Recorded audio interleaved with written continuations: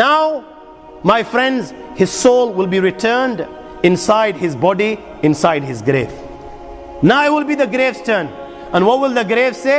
The grave will say, كُنْتَ لَأَبْغَزْ مَنْ يَمْشِي عَلَى ظَهْرِ إِلَيَّ. Out of all the people that walked on me, you, Abdullah, was the one I hated most of all. You, O Abdullah, was the one I hated most of all. O Abdullah, I've been waiting for you all this time. I've been waiting for you to come to me. Now that you have come to me today I will make you pay the price. Today you will know how I will deal with you. At that time, my young friends, the grave will embrace him with such force that the ribs of one side, they will penetrate into the other side. And Rasulullah ﷺ practically demonstrated this. He took the fingers of his right hand and he placed them in the fingers of his left hand like this. This is what will happen. This is what will happen. And now the angels Munkar and Nakir will come. Jibreel Amin on one occasion asked Rasulullah, Ya Rasulullah, I want you to describe these angels for me. So Nabi Kareem ﷺ was told, O Muhammad, without telling you the size of these angels, أبصارهما كالبرق الخاطف وأصواتهما كالرعد القاصف وأنيابهما كالصياص وأنفاسهما كاللهب يطعان في أشعارهما بين منكبي كل واحد منهما مسيرة كذا وكذا. أبصارهما كالبرق الخاطف, that their eyes glitter like lightning. Seen a flash of lightning? This is how their eyes glitter.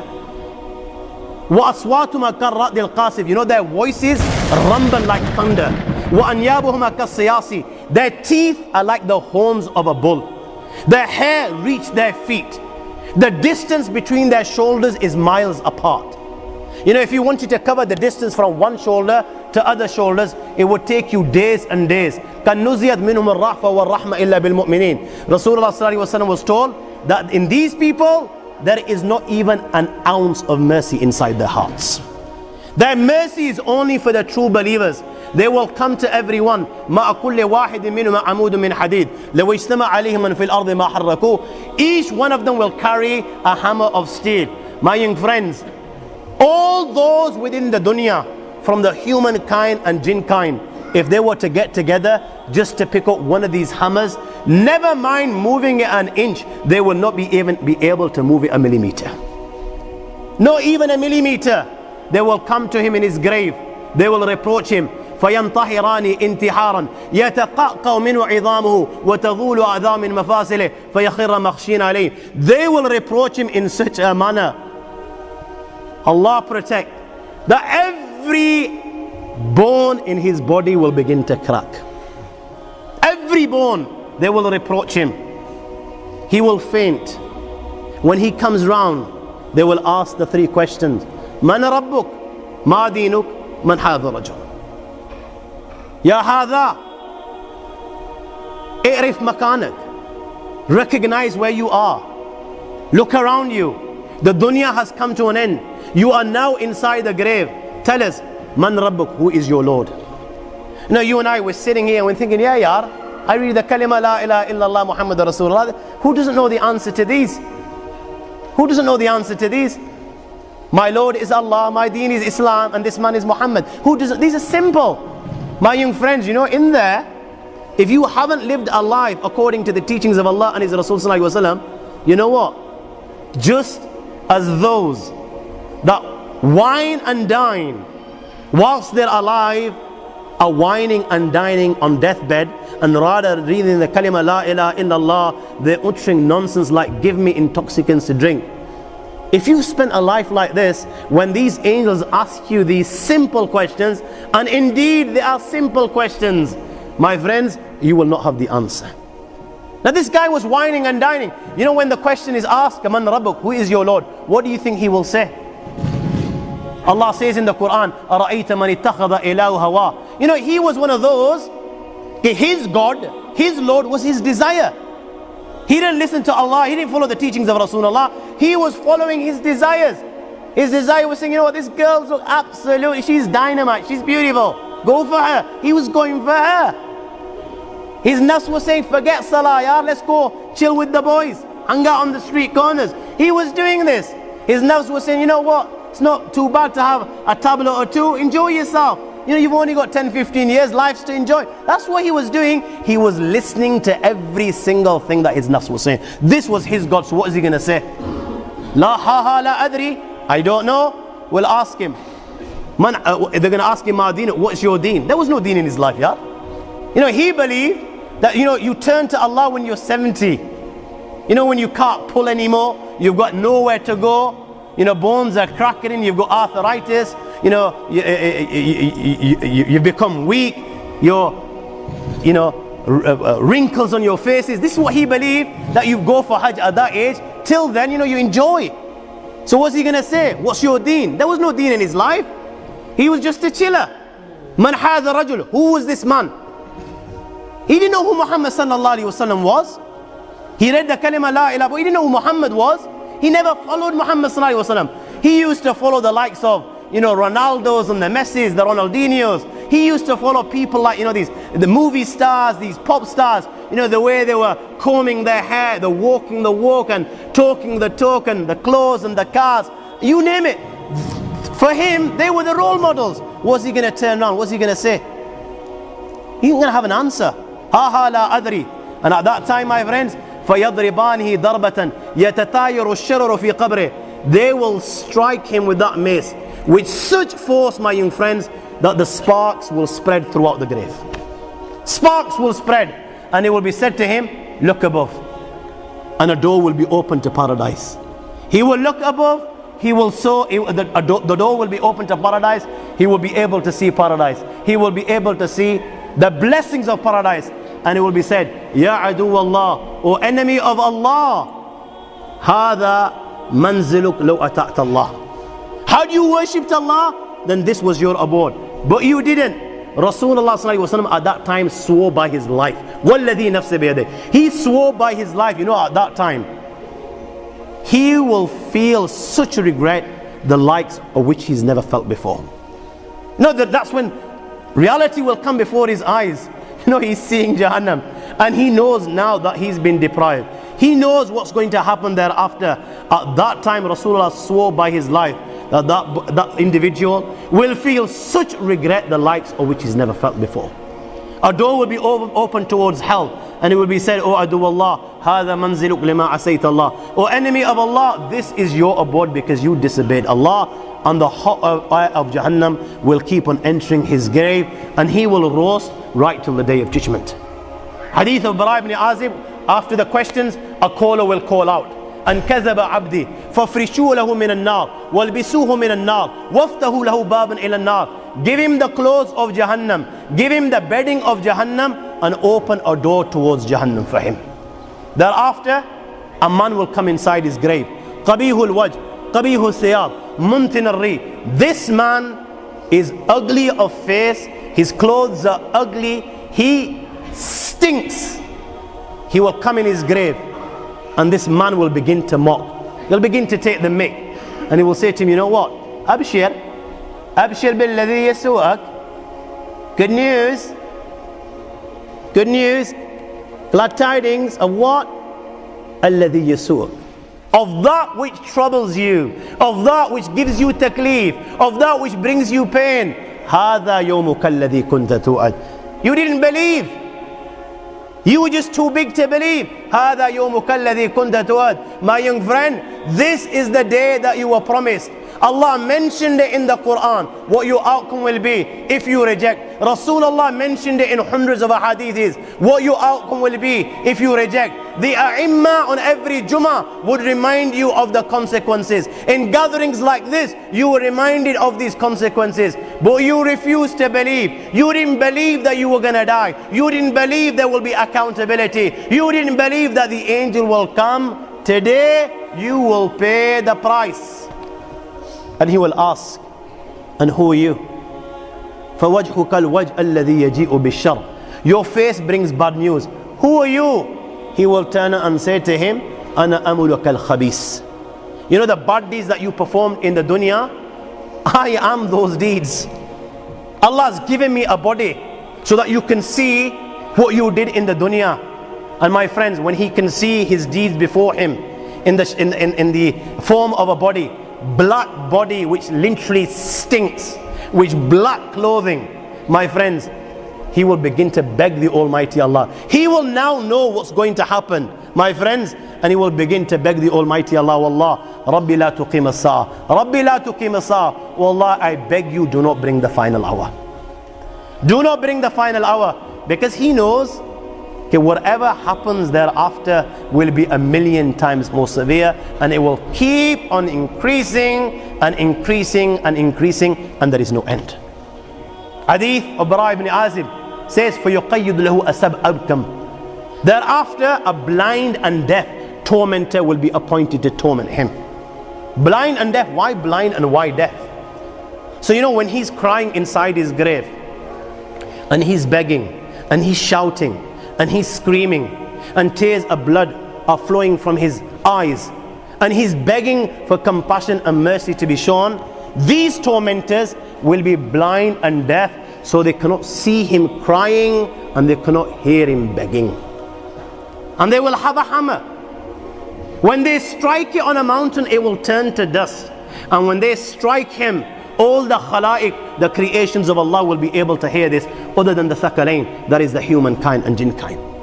Sayyidina Abu Sa'id al-Khudri radiyallahu ta'ala relates that Nabi Kareem sallallahu alayhi wa sallam said, يُصَلَّةُ عَلَى الْكَافِرِ فِي كَبْرِ تِسْأَةٌ وَتِسْعُونَ تَنِينَ تُنْحِشُهُ وَتُلْدِغُ حَتَّى تَكُمُ السَّاعَةِ. 99 serpents will be sent upon him, and they will keep on biting him till the day of judgment.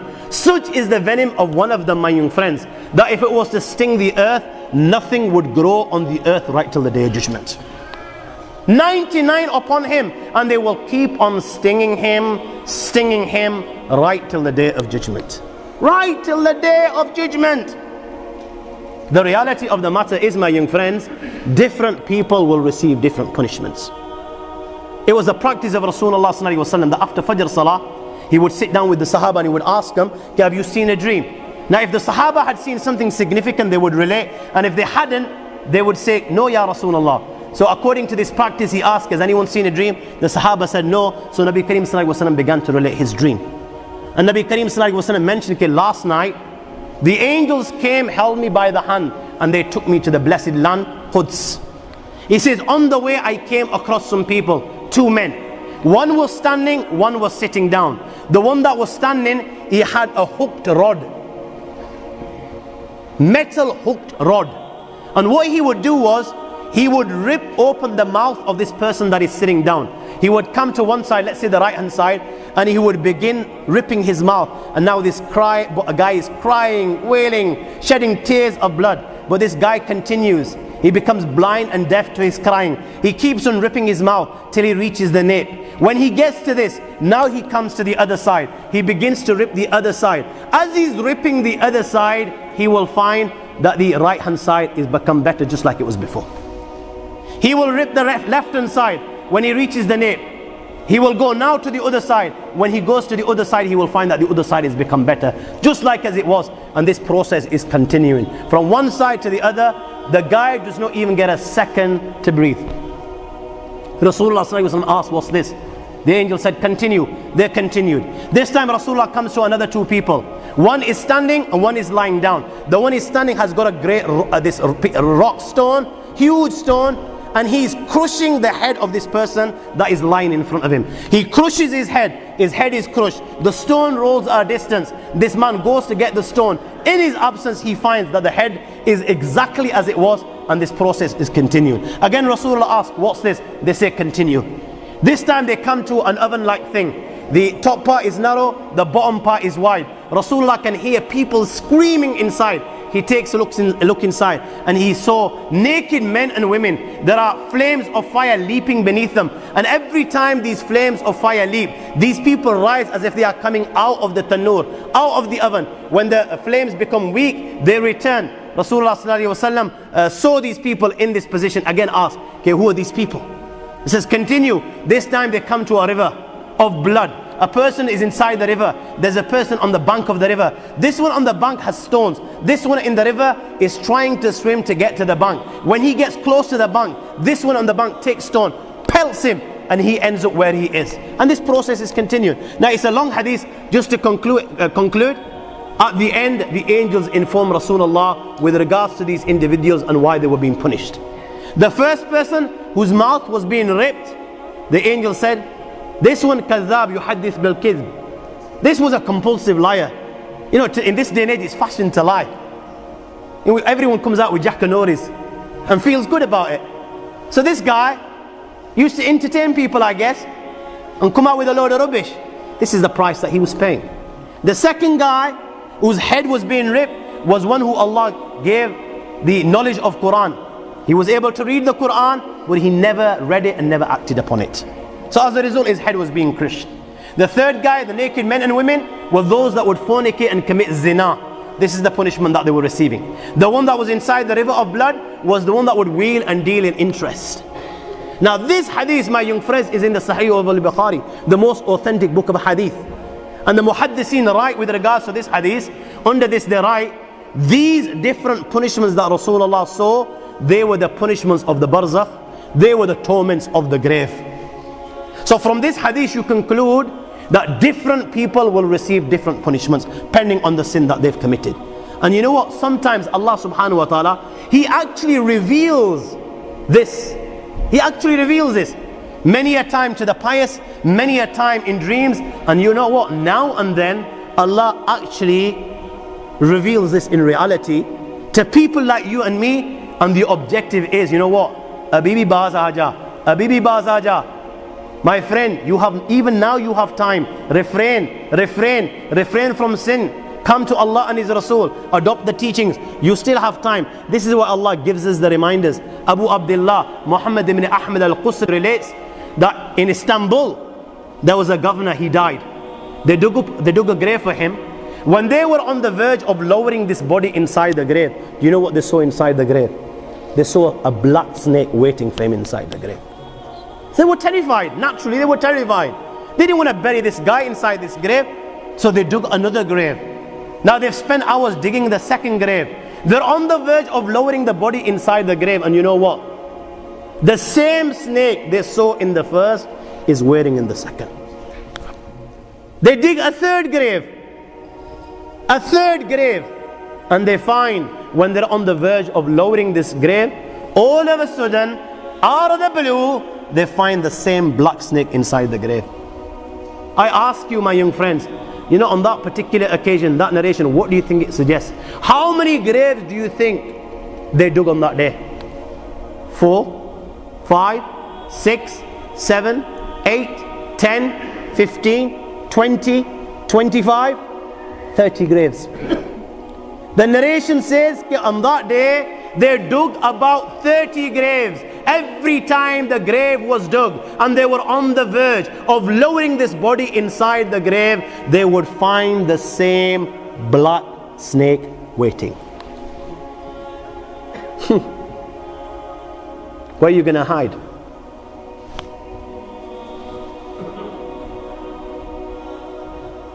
It doesn't come any clearer than this. Where are you going to hide? Where? Allah. You know, even when you've gone 6 foot under, you can't get away. You've left the dunya and you've gone 6 foot under and you think you've got away with it. This is where it will begin. You know, fed up after digging so many graves, they consulted the ulama. What should we do with this person? May Allah protect us. They said, you know what? Just bury him inside the grave. Leave the rest to Allah subhanahu wa ta'ala. And they buried him. In the Tarikh of Maqrezi in the year 600, a man buried his wife. And by mistake, his handkerchief, which had money inside it, fell inside the grave. Now he's gone home, realizing that the handkerchief is inside the grave. He takes one of the local scholars to dig up the grave. Now the scholar standing at the corner of the grave, and this guy is dug up the grave. What did he see on that day? He saw his wife is sitting inside the grave and her hair are tied to her feet.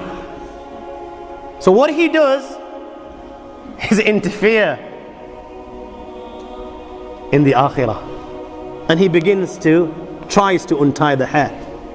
Trying, he's unable to do so. How is he gonna be able to make a difference to the akhirah? But he doesn't refrain. He continues to do so. And what does the scholar witness?